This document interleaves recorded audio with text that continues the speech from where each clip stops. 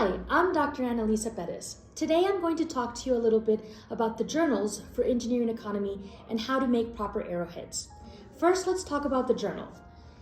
Dr. Perez has asked you to have a composition book, an English composition book. The purpose is you're going to have a notebook that does not have spirals. A spiral notebook is not acceptable. If you turn in a spiral notebook, your journal is not going to count. Very likely you'll have to do it all over again, or it's just unacceptable. It's a lot of work. So to start off from the beginning, an English composition book, or any other book that is not spiral based. First, we're going to talk about the first page after you open the book. It should have engineering economy, then you're going to have the course number, the semester that we're in, spring 2024, and as you can see right here, I have my name. You're going to put your name. Now I put A. Perez. Go ahead and write out your entire name. This is useful when we're grading it. That way we don't ask you, and what's your name? Then we move on to the table of contents. Table of contents should have right here, as you can see, is the next page. It's usually the next 2 or 3 pages depending on how big you write. You're going to have a table of contents.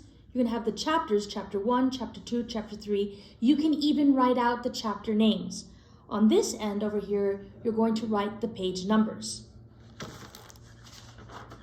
So here's an example of a preface of one of the courses. And so you're going to have just all the notes that you would want to take. And as you can see, down here is page number 1. So that would explain on your table of contents, you would put instead of chapter 1 preface and then the page number 1. Okay?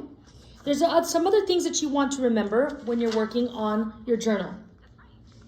These last 2 lines down here at the bottom, line 1, line 2, do not write on those last 2 lines. That allows you the space to put your page number, and it doesn't interfere with any of the notes that you're writing. So again, the last 2 lines, you should stop writing on them. Okay. Everything you can see here is neat and it's clean. It's best that you write in pen, but sometimes it's difficult to write in pen, so we understand that you can write in a pencil. That's fine. If you are going to erase any mistakes, make sure that the lines and the ink or anything that you have is completely erased. Okay? Make it nice and clean. If you write in pen, as you see here, and you make an error, go ahead and scratch it out with a single line. Just 1 line if you make any errors. Now, how do you go about making your journal, putting it together? The best way is you open the book and you read the chapter paragraph by paragraph. After each paragraph, think to yourself, is there a way that I can paraphrase this paragraph in my own words? Or do I really need to paraphrase this section?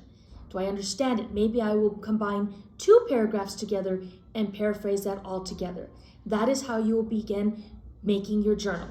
If you have any questions about how to write your journal or put it together after the first couple of pages of the chapter, feel free to reach out to Dr. Perez or myself. Now, during your first chapters, one of the things that you're going to have to do are cash flow diagrams. That's either cash going in or cash going out. And that's where we come to arrowheads. When you do your arrowhead in your journal, you want to use a straight edge. A straight edge can be either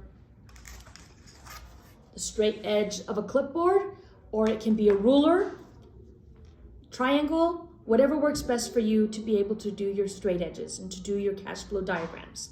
Now let's get started on how to do an arrowhead properly.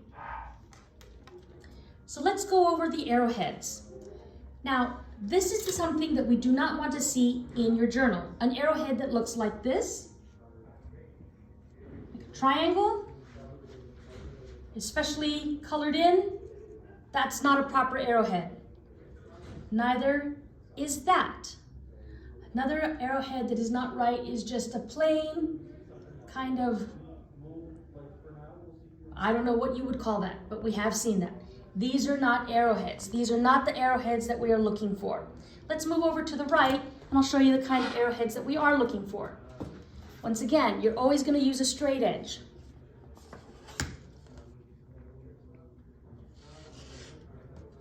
It's nice and straight. Now this is how you make the correct type of arrowhead for engineering. You're going to start below, and you're going to slowly come in to the line that you have. And then you do the same thing on the other side. And it makes a nice singular point that you can see.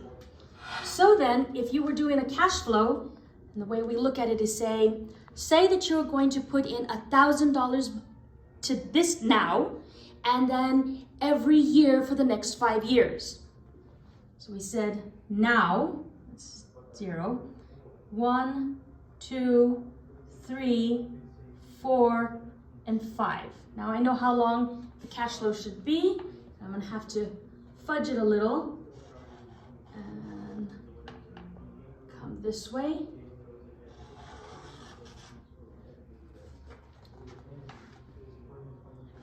One,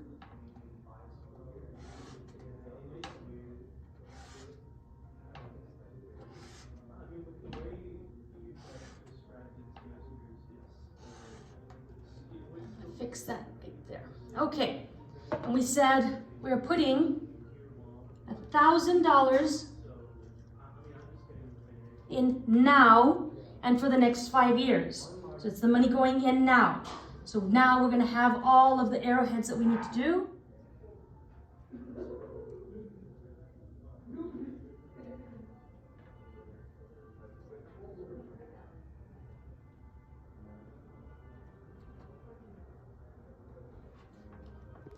Now you can see they're all straight, they're all clean, and it doesn't look like any of these that we have over here.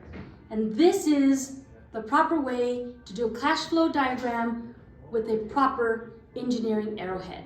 Again, if you have any questions, feel free to always reach out to Dr. Perez or myself. You can also reach me via email at Perez, that's Perez, @utep.edu.